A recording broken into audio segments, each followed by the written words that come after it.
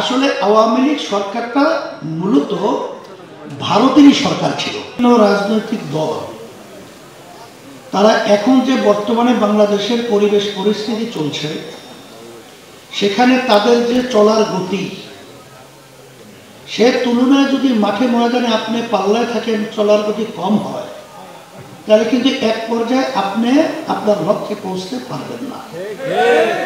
এই জন্য বিশেষ করে আমি সকল পূজার আহ্বান জানাবো, ইসলামী আন্দোলন বাংলাদেশ সারা বাংলাদেশে সফর করার পরে আমার কাছে যেটা আলহামদুলিল্লাহ পরিষ্কার ধারণা এসেছে, ইসলামী আন্দোলনের জন্য এখন মাঠ অনেকটা আলহামদুলিল্লাহ উর্বর অবস্থায় তৈরি হয়েছে, অপেক্ষা করছে।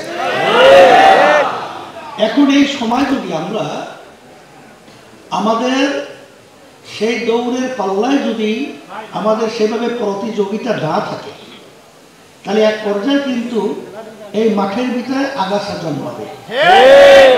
যাই হোক, আমি বিশেষ করে আপনাদেরকে অনুরোধ করব যে আমরা কে কয়দিন থাকবো তা জানি না, তবে এই 53 বছর বাংলাদেশের স্বাধীনতায় ইসলামের পক্ষে রাষ্ট্রীয় পর্যায়ে একটা অবস্থান তৈরি করার যে ক্ষেত্র তৈরি হয়েছে, এত সুন্দর ক্ষেত্র কিন্তু পিছনে দেখা যায় নাই।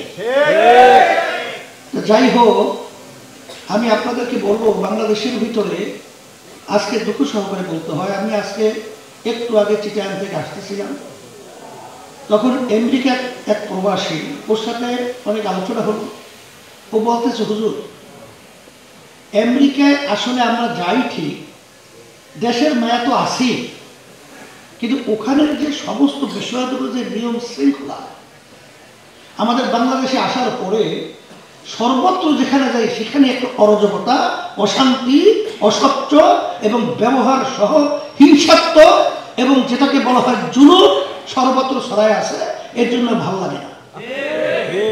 এখন 53 বছর বাংলাদেশের স্বাধীনতার পরে ইতিহাসে আপনারা জানেন যারা রাষ্ট্র পরিচালনা করেছিল, এরা আমি বলবো অনেক অংশে তারা কিন্তু দেশের দরদ হিসাবে কাজ করেছে, এটা তারা প্রমাণ করতে পারে নাই। বরঞ্চ 5ই আগস্ট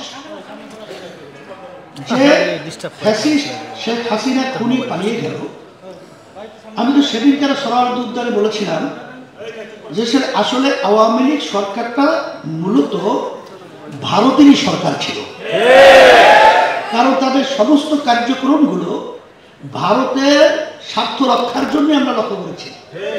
আমার দেশের স্বার্থের লক্ষ্য তাদের মাধ্যমে আমরা তেমন একটা দেখি নাই।